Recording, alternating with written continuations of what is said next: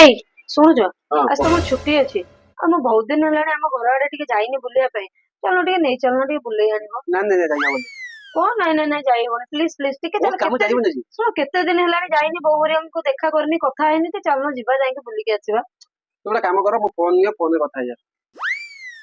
ବୁଝିଲ ଫୋନରେ କଥା ହେଇଯା ଫୋନ କରି କଥା ହେଇଯିବି ଫୋନ କରି କଥା ହେଇଯିବ ଯାହା କଥା ଯାଇକି କଥା ହେଇଯିବ ଫୋନରେ କଥା ହେଇଗଲେ ଚଳିବନି ହଉ ମୋର ବି ଫୋନ ଅଛି ମୁଁ ଫୋନ କରି କଥା ହେଇପାରିବି ରଶ୍ମି ଆରେ ବୋଉ ଫୋନ କରିଥିଲା ଟିକେ କଣ ଗାଁରେ କଣ ଘର କାମ ହବ ଟିକେ ବୁଲାବୁଲି କରି ଆସିଲେ ହନ୍ତାନି ବହୁତ ଯାଇଥିଲେ ଗାଁ ଆଡେ ନାଇଁ ନାଇଁ ନାଇଁ ନାଇଁ ଯାଇପାରିବିନି ଏବେ କିଛି ଭାଇ କାମ ନାହିଁ